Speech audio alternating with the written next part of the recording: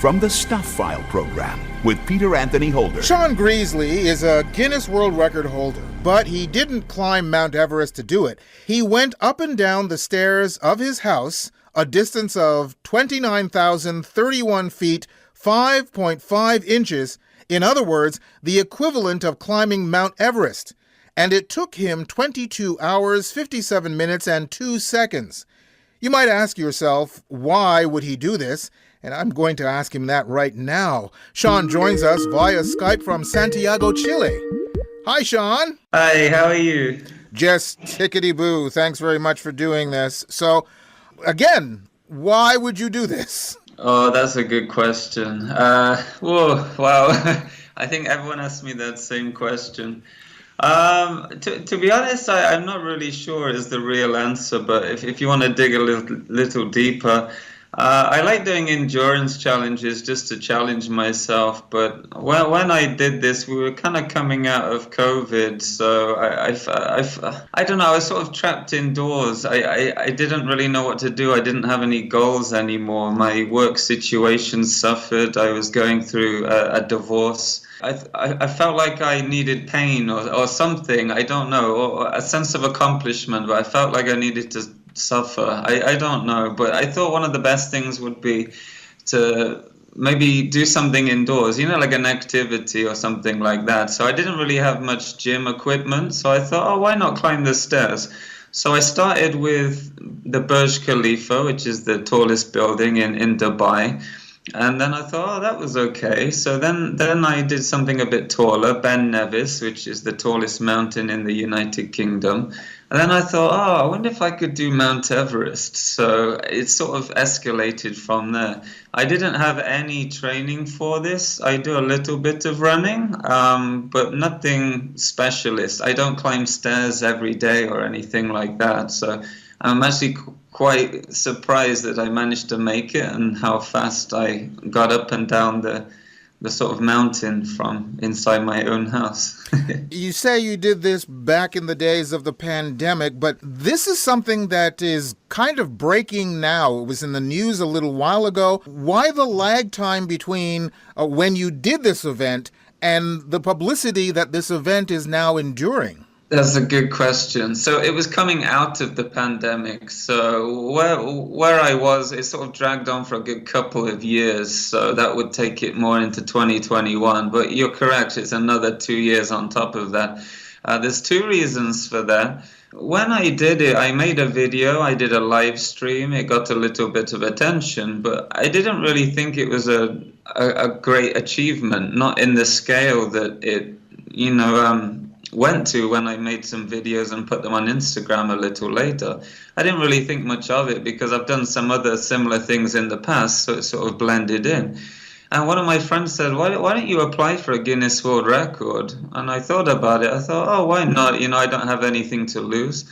So I applied for a record, and it actually took Guinness World Records around 2 years to approve it. So when they finally put me on their website 2 years after doing the challenge, that's when everything sort of kicked off. My reels on Instagram and Facebook and YouTube were getting a lot more views, but it all stemmed from Guinness World Records sort of 2-year application process, wanting all the evidence, witness statements and everything else. So getting a Guinness World Record, a lot of the effort is in the documentation sometimes, not necessarily the challenge. This is my second Guinness World Record, actually, so I'm quite familiar with the paperwork. It does take quite a long time to go through. What was your first record?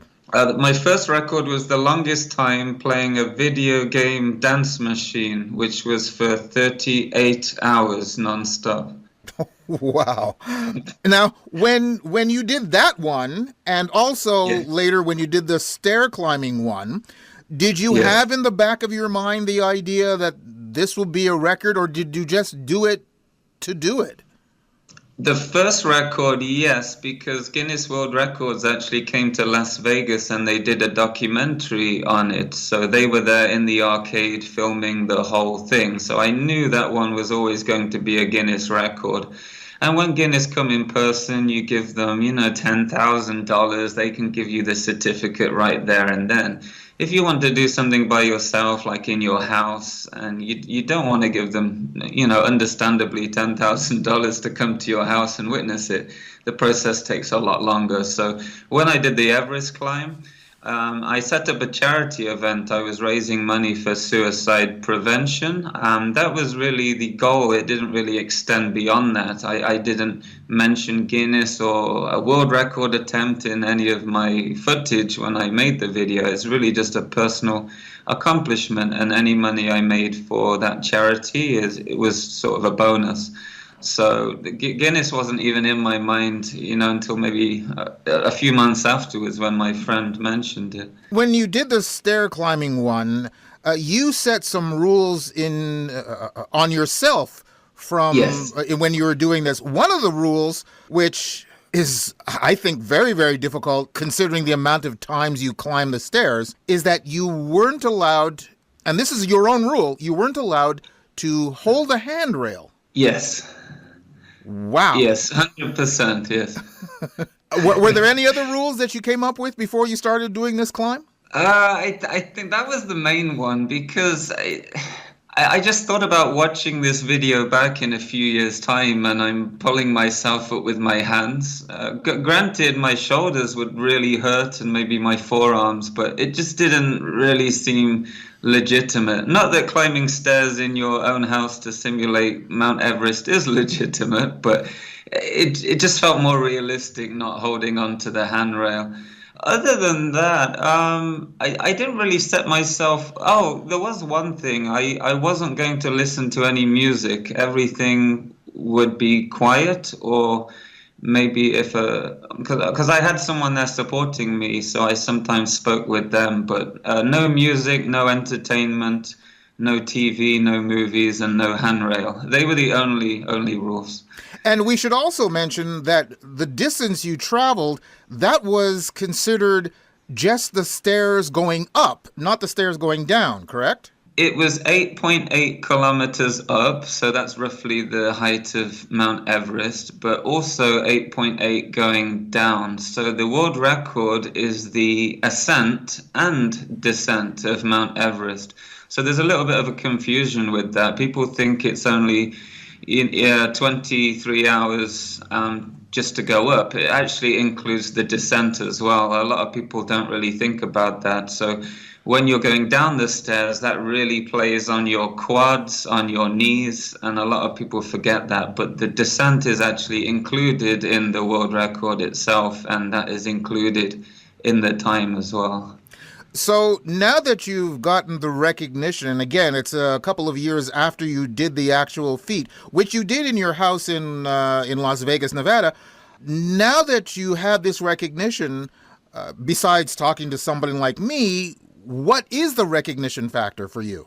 I don't know. I mean, I don't really want any recognition. This record was always a personal challenge to myself. I do usually do something quite crazy every year, and this was just one that didn't really stand out to me. But after seeing everyone's reaction to this, like, oh my God, wow, that's crazy. I'm starting to realize that, maybe it was something quite accomplishing.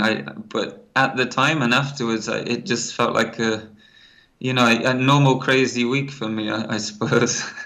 Now, in trying to get in contact with you to actually do this interview, in the email response back and forth, you said, one, I'm in a new country each month.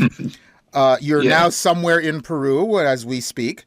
Yes. Two, you're British. I'm now wondering, are you an MI6? Are you a double agent? Are you a spy? A lot of people do say that. I've been to 24 countries this year. I actually have a travel channel on YouTube. I make videos in different countries. It's not the conventional videos where you go to restaurants and hotels, but looking at some, maybe abandoned buildings, or doing challenges, or it could be going to dangerous areas, or just really speaking to the local people that don't get too much attention either in the media. And a lot of people don't really know too much about Peru. So it's just something to do. I guess you could call it my employment, my job. I don't really work professionally anymore. This seems to pay all the bills, and I'm quite content with that. So that's sort of the reason for traveling so much. It's sort of a job I enjoy, but I work for myself, so it keeps me sane and it keeps me happy. So I enjoy every moment of it. So when you did have a quote-unquote day job, what was that? I was a computer programmer in central London. I have a degree. I'm a software engineer. I spent almost 10 years working in offices, watching the days go by out of the window. And when I'd finish work, the sky was dark. I'd go home and wait for the next day of work. I felt like I accomplished everything I wanted to accomplish, and I just didn't enjoy working 9 to 5. Maybe it sounds a little spoiled, but I personally believe that life is more than doing those things. So that's sort of why I quit in 2012 and moved to Las Vegas for 10 years and pursued something very different. Yeah. So now that you have completed this, and again, it was a couple of years ago that you did this, is there any other feat that's on your horizon? With regards to climbing stairs, I wanted to do Olympus Mons, which was the highest volcano or mountain, whatever you want to call it, on is it the moon or Mars? I'm forgetting now. I didn't get much sleep last night, I'm sorry. But anyway, the height of Olympus Mons is 2.5 times the height of Mount Everest. So that would probably realistically take 72 hours. So that might be an interesting challenge. But other than that, I've done some running challenges. I've ran 200 kilometers nonstop. I've ran. One time the train was too expensive to London Heathrow Airport, so I decided to put on my shoes. I looked at the train tickets; they were too expensive. I put my shoes on 10 minutes later, and I ran 180 kilometers to the airport. When I arrived, I fell asleep instantly. I was waiting for my friend to arrive, and I got removed by security because they thought I was homeless. But these are the normal challenges that seem to happen every day in my life. But it's never something I plan. I never trained for the Mount Everest thing. It's just something I did after trying the Burj and Ben Nevis. Same with running to the airport. I decided 10 minutes before. So everything comes up spontaneously, and I think I like that. So I don't have anything planned, no. Well, you're a very interesting character, and you say you have nothing planned, but I'm looking forward to whatever you do next. Sean, thank you so much. Sean, thank you very much for being on the program with us. It's most appreciated. You're welcome. Thank you for listening, and hello to everyone else listening. I hope you enjoyed it. Guinness World Record holder Sean Greasley. You can go to our website at StuphFile.com, check out the show number for this program, which is show number 0798, and you'll find the link to Sean's YouTube page. You've just heard an exclusive excerpt from the StuphFile program with Peter Anthony Holder. To hear any or all of the full hour-long shows, visit thestuffile.com. Stuff is spelled S-T-U-P-H. That's thestufffile.com. A presentation of Flying Fish Communications.